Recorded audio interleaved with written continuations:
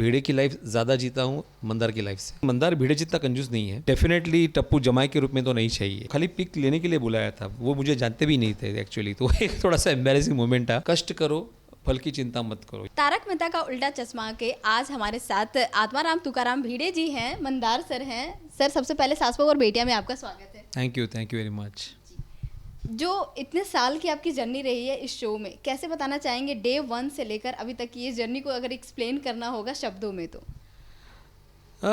मैं अभी इस जर्नी को एक अलग जर्नी नहीं मानता हूँ। तारक मेहता का उल्टा चश्मा अभी सीरियल की जगह एक वे ऑफ लाइफ हो गया है। मतलब मैं अगर कहूँ तो मैं टेक्निकली भेड़े की लाइफ ज़्यादा जीता हूँ मंदार की लाइफ से, क्योंकि मंदार होता है सिर्फ 4 घंटे के लिए मंदार, और फिर 8 घंटे के लिए मैं मंदार होता हूँ। उसके बाद पूरा 12 से 13-14 घंटे के लिए मैं भिड़े ही होता हूँ। सो भिड़े की कैरेक्टर आपने जी है इतने साल, कितना कंपेयर अगर किया जाए तो कितना उससे रिलेट कर पाते हैं, या फिर जैसा आप मंदार आप रियल लाइफ में है कितना मैच खाता है? भिड़े और मंदार में एक चीज़ बहुत कॉमन है कि both are discipline, both are principled. लेकिन मंदार भिड़े जितना कंजूस नहीं है, और भिड़े को मैं भी कंजूस नहीं कहूँगा। वो एक प्रिंसिपल बंदा है, उसको अननेसेसरी एक्सपेंसेस पसंद नहीं है। बेसिकली वो बहुत ही सुलझा हुआ बंदा है। उसकी एक बेटी है जिसकी उसको शादी करनी है, तो वो सोच समझ के खर्चा करने वाला बंदा है। वेयर एज मंदार तो एंजॉय करने वाला बंदा है। हाँ, लेकिन एक बात है कि भिड़े की वजह से मंदार को टाइम नहीं मिलता एंजॉय करने का। जी, पर ऑडियंस काफ़ी एंजॉय करती है भिड़े को देखकर। हाँ, ऑडियंस के लिए ही सबसे ज़्यादा भिड़े ही रहता है, मंदार बहुत कम रहता है। वही जानना चाहूँगी, जिस तरीके से सोनू का अभी शादी का ट्रैक चल रहा है, कितना रिस्पॉन्सिबिलिटी फील हो रहा है, या फिर कैसा ये जो सीक्वेंस चल रहा है कैसे बताना चाहेंगे? हाँ, मैं थोड़ा सा टेंशन में हूँ, क्योंकि सोनू की शादी करानी है, लड़के वाले आने वाले हैं, और उसमें ये टप्पू सेना, टप्पू जो यहाँ पे हड़कंप मचाया है, तो थोड़ा सा भिड़े परेशान भी है कि कहीं सोनू उसकी बातों में ना आ जाए, क्योंकि टप्पू का कोई भरोसा नहीं है। बहुत शरारती लड़का है, बहुत स्मार्ट भी है, बहुत शातिर भी है एट द सेम टाइम। तो वो थोड़ा सा अपनी बेटी के भविष्य को लेकर चिंतित तो है ही, बिकॉज भिड़े को तो मतलब डेफिनेटली टप्पू जमाई के रूप में तो नहीं चाहिए। एज अ मंदार या फिर एज अ भिड़े, आपकी क्या ओपिनियन होगी, एक बेटी की शादी या फिर एक बेटी की शादी कितनी रिस्पॉन्सिबिलिटी होती है, या फिर कैसे वो हैंडल करना होता है? बिल्कुल, हर एक बाप की बहुत बड़ी जिम्मेदारी होती है उसकी बेटी की शादी। फर्स्ट ऑफ ऑल इसमें आपकी अपब्रिंगिंग बहुत मैटर करती है। आपने अपने बेटी को किस तरह से अपब्रिंगिंग किया है, उसको क्या संस्कार दिए हैं। अगर बेटी का ये भी आपका बाप का फ़र्ज़ होता है कि उसके मन में कोई है तो नहीं, अगर वो है तो वो बंदा कैसा है। अगर वो बंदा सही है तो बिना कुछ हिचकिचाए उसकी शादी करा देनी चाहिए, और अगर उस बंदे में कहीं भी कोई प्रॉब्लम नज़र आ रही है, एक बाप के नाते जो शायद बेटी को नज़र ना आए, तो उसको बेटी को समझाना भी उसका फ़र्ज़ है। अभी तक इतने जितने भी एपिसोड्स हुए हैं, ये शादी का जो ट्रैक है ऑडियंस के लिए भी ऐसा था कि उनके लिए मतलब ये पैकेज धमाका था कि हाँ, वो शादी टप्पू और सोनू की शादी का भी वेट कर रहे थे कि इतने बड़े अब हो रहे हैं, बचपन से देखते आए हैं, पढ़ने गए पहले साथ में, और अब शादी का आया है। तो जी, उसी से रिलेटेड जानना चाहूँगी कि क्या ये शादी हो पाएगी? ये तो खैर अभी आपको टेलीकास्ट के बाद ही पता चलेगा कि ये शादी हो पाएगी कि नहीं, पे कि आगे जाके ये क्या टर्न लेता है ये ड्रामा। लेकिन ये तो पक्का है कि जो भी होगा धमाकेदार होगा, या तो भिड़े का पोपट होगा या तो टप्पू का पोपट होगा। हाँ, ये जो पोपट होते हैं, तो क्या लगता है कि ये सीक्वेंस शूट करते हुए कितना फ़नी मोमेंट होता है, कितना एंजॉय करते हो आप लोग? बिल्कुल, एज ए एक्टर हम लोग काफ़ी एंजॉय करते हैं। हम लोग जो सीन लिख के आते हैं, जो राइटर्स हमें लिख के देते हैं, बहुत अच्छे अच्छे सीन्स, हम लोग उसको हमारी तरफ से और इम्प्रोवाइज़ करते हैं, तड़का लगाते हैं कि भाई ऐसा करेंगे तो ऑडियंस को और मज़ा आएगा। तो ये मिला जुला हम लोग का टीम वर्क होता है, जिसमें हम लोग ज़्यादा से ज़्यादा फ़न ऐड करने की कोशिश करते हैं। अभी तक का सबसे बेस्ट एपिसोड अगर फ़न के नज़रिए से देखना चाहें तो आपके लिए कौन कौन से एपिसोड्स रहे हैं? नहीं, ऐसे तो काफ़ी सारे हैं। जैसे हाथों की सभी उंगलियों से आप प्यार करते हैं, ये बड़ी है ये छोटी, ऐसी नहीं है। हर एक का महत्व अलग है, हर एक का इंपॉर्टेंस अलग है। लेकिन फिर भी मैं उसमें अगर मुझे चुनने को कहा जाए तो काफ़ी सारे, जैसे मैं पहला अपना एपिसोड कहूँगा जिसमें मेरे गले में सीटी अटक जाती है, वो वाला एपिसोड। हाथी भाई फंस जाते हैं, वो वाला एपिसोड। फिर दया का किडनैप होना, फिर जेठा का ऊँट पे बैठ के चले जाना पाकिस्तान, हाल ही में जो चंपक चाचा जी बलून के सहारे पाकिस्तान पहुंच गए थे वो एपिसोड, ऐसे अनगिनत एपिसोड। और पोपटलाल की शादी होते होते रह जाना, वो तो बहुत धमाल वाले एपिसोड्स होते हैं। सोडी का छत पे चढ़ जाके वो सुसाइड करने का ड्रामा करना, बहुत सारे एपिसोड है ऐसे। और हम लोग जैसे हम लोग ये भी किया था कि जैसे हम लोग के हर एक एपिसोड में ऑब्वियसली मैसेजेस होते हैं, तो बीच में हम लोगों ने जैसे एक जो डॉग आया था शेरू करके आया था वो, और मेन तो डरावने जो एपिसोड हम लोग करते हैं भूतनी वाले या डरावनी दुल्हन वाले, वो भी काफ़ी एपिसोड हम लोग को पसंद आए। आपके लिए सबसे ज़्यादा चैलेंजिंग एपिसोड कौन सा रहा है, सबसे ज़्यादा जिसमें बहुत ज़्यादा चैलेंजिंग और बहुत टाइम कंज्यूमिंग था उसमें? नहीं, ऐसे कोई यहाँ पे इतना चैलेंजिंग वाला मामला था नहीं, सिर्फ यही था जब मैंने वो सीटी वाला एपिसोड किया था तो पहले तो हमारे डायरेक्टर साहब ने कहा था कि आप डायलॉग में कहीं ना कहीं बीच में गैप ले लेना, जिसकी वजह से हम लोग फिर एडिट में आपको वहाँ पे सीटी की आवाज़ डालेंगे।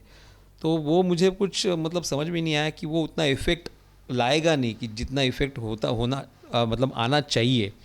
तो बचपन में मालूम है आपको, एक ऐसे खिलौने आते थे जिसमें आप दबाए तो आवाज़ आती थी पीप पीप, तो उसके नीचे एक वो लगा हुआ रहता था छोटा सा एक, तो वो हम लोग जो बचपन में कीड़े करते थे कि वो निकाल के फिर उसके मुंह में रखने का और फिर आवाज़ निकालते रहने की, आवाज़ कहाँ से आ रही पता नहीं चलता। तो वो दिमाग में था मेरे कहीं ना कहीं, तो मैंने वो खिलौना मंगाया था और हमने वो निकाल के मैंने इसके नीचे ज़बान के नीचे रख दिया था। फिर वो मेरे पे डिपेंड था कि मुझे कब डायलॉग पे कहाँ से आवाज़ निकालनी है। तो इतना नेचुरल हुआ वो चीज़ जो बचपन में की थी वो उस वक्त काम में आई, तो वो थोड़ा सा चैलेंजिंग था। आप अपने कैरेक्टर के ज़रिए, भिड़े के कैरेक्टर के ज़रिए बहुत कुछ ऑडियंस को सिखाए हैं, जैसे डिसिप्लिन में रहना, एक शिक्षक, एक टीचर कैसे ऑडियंस को मतलब किस तरीके से वो पढ़ाया है आपने कि कैसे अपने लाइफ को जीते हैं, छोटे से लेकर अभी भी जो बच्चे छोटे से देखते हुए बड़े हो गए हैं आपके शो को देखकर। आपने बहुत कुछ हमारे समाज को भी सिखाया है, तो उस पर क्या कुछ बोलना चाहेंगे? जब भी आप कहीं जाते हैं तो कुछ ऐसा फीडबैक मिलता है कि हमें आपसे बहुत सीखने को मिला है? जी बिल्कुल सीखने को मिलता है, क्योंकि मैं हमेशा से एक बात बोलता हूँ कि कोई भी आदमी को, किसी भी बंदे को अगर सक्सेसफुल होना है लाइफ में, तो सबसे मेन चीज़ उसको फॉलो करनी है डिसिप्लिन। क्योंकि आपकी कंसिस्टेंसी में डिसिप्लिन आता है, आपके हार्डवर्क में डिसिप्लिन आता है, आपके डे टू डे रूटीन में भी डिसिप्लिन आता है। एक सिंपल सी बात है, मुझे उठ के सुबह ब्रश करना है तो सबसे पहले उठ के मैं वही करूँगा। मैं उठा हूँ, बैठा हूँ, फिर मैं अपने हाथ में मोबाइल लिया, फिर मैं वापस बैठा, फिर मैं लेटा रहा, फिर मैं उठा और फिर मैंने ब्रश किया, तो उसका कोई मतलब नहीं बनता ना। तो वो डिसिप्लिन हर एक के रूटीन में जैसे ज़रूरी है, वैसे हर एक, जैसे हार्डवर्क हो, कंसिस्टेंसी हो, आपका जो भी काम हो उसमें डिसिप्लिन ज़रूरी है। तो वही बात लोगों को सीखने मिलती है और मैं भी वही उसी बात को प्रमोट करता हूँ। अभी तक क्या कुछ फ़ैन मोमेंट रहे हैं, मतलब जो अनएक्सपेक्टेड रहा हो और आपने सोचा ना हो, कहीं पे एयरपोर्ट पे हो या फिर घर पे या फिर कोई ऐसा पार्टी में गए हो, कुछ ऐसे फ़ैन मोमेंट्स आप शेयर करना चाहेंगे? काफ़ी सारे मोमेंट्स हैं ऐसे तो, लेकिन मैं एक बार जब पूना के क्लब में गया था तब वहाँ पे एक ओल्ड एज कपल था, तो वहाँ पे से पहले से मैं काफ़ी सारे लोगों के साथ फ़ोटो खींचते खींचते आगे बढ़ रहा था, तो ओल्ड एज कपल मेरे पास आए और उन्होंने बोला कि आप एक पिक लेंगे, हम पिक ले सकते हैं? बोला हाँ ठीक है। तो मैंने उनका मोबाइल लिया और मैंने ऐसा किया, तो उन्होंने बोला नहीं आप हमारा पिक लीजिए। तो मुझे उनको खाली पिक लेने के लिए बुलाया था, वो मुझे जानते भी नहीं थे एक्चुअली, तो एक थोड़ा सा एम्बैरेसिंग मोमेंट था। और फ़ैन मोमेंट तो काफ़ी है जो लोगों को, हम लोग को बहुत अच्छे लगते हैं। जैसे एक दिन एयरपोर्ट पे था, वो तो मुझे वहाँ पे सर्जन मिले थे, न्यूरो सर्जन बोलते हैं जिनको, तो उन्होंने आके मुझसे बात की और उन्होंने बोला कि हम लोग दिन में 3 से 4 सर्जरीज़ परफॉर्म करते हैं, वेरी हार्ड सर्जरीज़ बेसिकली। तो हम 2 सर्जरी के बीच में तारक मेहता का कोई भी एक एपिसोड देख लेते हैं, जिसकी वजह से हम लोग मेंटली रिलैक्स होते हैं। तो हमारे लिए बहुत बड़ा कॉम्प्लीमेंट था वो, कि लोगों को इस तरह से भी मतलब टेंशन फ्री कर रहे हैं हम लोग। शो में जिस तरीके से चलता है कि सबके साथ मस्ती मजाक चलते रहता है, कहीं ना कहीं भिड़े एक टेम्पर अपना जो गुस्सा है वो भी देखने को मिलता है। सो गुस्से को कैसे बताना चाहेंगे? रियल लाइफ में आप गुस्सा करते हैं या फिर जो ऑडियंस गुस्सा करती है उनको कैसे संभालना चाहिए गुस्से को? नहीं, गुस्से को तो बहुत सबसे बड़ा इम्पोर्टेंट, सबसे बड़ी बात मैं हमेशा कहता हूँ कि किसी भी क्षेत्र में आपको अगर महारत हासिल करनी है या यश प्राप्त करना है तो ज़ुबान पे शक्कर और सर पे बर्फ़ रखना बहुत ज़रूरी है। तो उस वजह से आप हर क्षेत्र में आप सफल हो पाओगे, क्योंकि किस वक्त कहाँ क्या बोलना है और कितना बोलना है वो जानना बहुत ज़रूरी है, और किस वक्त कहाँ कितना रिएक्ट करना है ये भी जानना बहुत, उसकी मात्रा जानना बहुत ज़रूरी है। इसलिए सिर पे बर्फ़ और ज़ुबान पे शक्कर होना बहुत ज़रूरी है। जेठालाल और भिड़े की दोस्ती हो पाएगी, जो गहरी मित्रता होती है वो हो पाएगी, क्योंकि आए दिन दोनों के कुछ ना कुछ चलते ही रहते हैं एक दूसरे को लेकर। कैसे बताना चाहेंगे ये जो नोक झोंक वाली बॉन्ड है? ये सी हर एक सोसाइटी में ये नोकझोंक होती ही रहती है। हर एक सोसाइटी में हर एक मेंबर अलग अलग होता है। जैसे मैं डिसिप्लिन हूँ, ज़रूरी नहीं कि हर व्यक्ति डिसिप्लिन हो। हर एक की अपब्रिंगिंग अलग होती है, हर एक की इंपॉर्टेंस प्रायोरिटीज़ अलग अलग होती है। जेठालाल और भिड़े में नोकझोंक होती है, लेकिन दोनों मित्र हैं, दोनों हमेशा सोडा शॉप पे बैठ के बातें करते हैं, एक दूसरे का मजाक भी उड़ाते हैं।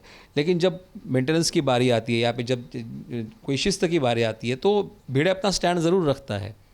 जैसे कभी भिड़े को कोई चीज़ की आवश्यकता होती है या भिड़े को कोई सलाह की आवश्यकता होती है तो जेठालाल एज अ व्यापारी, एज अ स्मार्ट पर्सन वो सलाह उसको देता भी है, क्योंकि जेठालाल को ये भी मालूम है कि भिड़े भले ही थोड़ा सा सिद्धांतवादी हो लेकिन वो अच्छा शिक्षक है, इसलिए उसने अपने टप्पू को मेरे पास ही पढ़ाया है, क्योंकि वो जानता है कि भिड़े से उसको अच्छे संस्कार ही मिलने वाले हैं। वैसे ही जब भिड़े को कोई इलेक्ट्रॉनिक चीज़ खरीदनी होती है तो ऑब्वियसली उसको मालूम है कि जेठालाल के पास ही जाना है, क्योंकि मार्केट के रेट से जेठालाल भले अपना फ़ायदा नहीं लेगा लेकिन वो अच्छी चीज़ देगा। सो डेली आप सुबह उठकर ब्लैक बोर्ड पे लिखते हैं सुविचार, जो पूरा दिन का एक थाउट होता है। क्या कुछ आप अपने लाइफ को लेकर वो थाउट अगर बताना हो तो क्या कुछ बताना चाहेंगे? नहीं, सुविचार देखिए, सुविचार मैं हमारे बचपन में भी जब मैं स्कूल में था, हमारे स्कूल में तो हर रोज़ सुविचार लिखा जाता था, जो हम लोग पढ़ते भी थे, हम लोग को लिखवाया भी जाता था। So I see it as a thought of the day और अ वे ऑफ लाइफ कि बाबा मैंने आज अगर सुविचार लिखा है कि भाई कष्ट करो, फल की चिंता मत करो, ये सुविचार है। या तो आप हंसो तो सारी चीज़ें आपके यहाँ पे प्रसन्न रहेगी।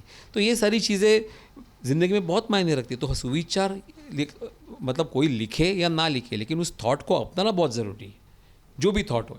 और थॉट ऑफ द डे जैसे बोले, जैसे मेरा स्टेटस है मोबाइल का, a curve on your face sets everything straight. सिर्फ आप स्माइल करो, सामने वाला कितना भी गुस्से में हो उसका गुस्सा बिल्कुल शांत होने वाला है। तो वही एक बात है। जिस तरीके से सबका बॉन्ड दिखता है रियल लाइफ में, कैसे शेयर करते हैं? रियल लाइफ में तो हम टीवी पे देखते ही हैं, रियल लाइफ में कितना मस्ती वाला माहौल होता है, या फिर कुछ प्रैंक करते हो आप लोग? नहीं, प्रैंक तो नहीं होता क्योंकि इतना टाइम भी नहीं होता है, लेकिन मस्ती मजाक तो चलता रहता है ऑब्वियसली, क्योंकि मस्ती मजाक नहीं हो तो इतना ह्यूमर आएगा नहीं। हम लोग की एक बहुत अच्छी आदत है कि सब लोग एक दूसरे को बहुत रिस्पेक्ट करते हैं। सब जब भी कोई सीन आता है हम लोग पूरा राउंड टेबल कॉन्फ्रेंस जैसा हम लोग बैठते हैं, हम लोग सीन को पढ़ते हैं, इम्प्रोवाइज़ करते हैं। उसमें अगर किसी को कोई अच्छा पंच सूझा जो भले ही दूसरे कैरेक्टर के लिए, तो वो सामने से बताता है कि नहीं ये भाई हम ये आप ले लो पंच, ये अच्छा है, ये तुम ले लो पंच, ये अच्छा है, नहीं ये मेरे पे अच्छा नहीं जाएगा, ये बहुत वहाँ पे इतना खुशनुमा माहौल है हमारे यहाँ। तो कोई भी ऐसे मतलब एरोगेंस नहीं है, कोई भी किसी का सीनियरिटी नहीं है, everyone is equal. As a Bhide सास बहू और बेटिया के जो ऑडियंस है उनको क्या कुछ आप ज्ञान देना चाहेंगे? नहीं, कोई ज्ञान नहीं देना चाहूँगा, बस आपसे इतना कहूँगा कि जैसे ही तारक मेहता का उल्टा चश्मा का जो स्लोगन है कि प्रॉब्लम्स तो है सबके साथ, बस नज़रिए की है बात, वैसे ही रियल लाइफ में भी ऐसे ही रहेगी। प्रॉब्लम्स तो आते रहेंगे। अब आप प्रॉब्लम्स को कि कौन सी नज़र से देखते हो ये इंपॉर्टेंट है, क्योंकि हर प्रॉब्लम का सोल्यूशन होता ही है। तो आप सोल्यूशन पे फोकस करो instead of problem. Thank you sir, thank you so much. Cameraman Ajay के साथ प्रीति रानी, मुंबई से। हम तो लेकर ही आते हैं आपकी ज़िंदगी में 24/7 एंटरटेनमेंट की तितली। तो अगर आपको ये वीडियो पसंद आया है आप इसे लाइक करें, कमेंट देके अपनी राय ज़रूर दें। ऐसे ही एक्सक्लूसिव कंटेंट के लिए हमारे चैनल को सब्सक्राइब ज़रूर करें। अगर आप यही वीडियो फेसबुक पर देख रहे हैं तो हमारे फेसबुक पेज को भी फॉलो करें। नाम तो आप सब जानते ही हैं ना, सास बहू और बेटियाँ, जहाँ हम लेकर आते हैं आपके लिए नॉन स्टॉप एंटरटेनमेंट की गुड न्यूज़।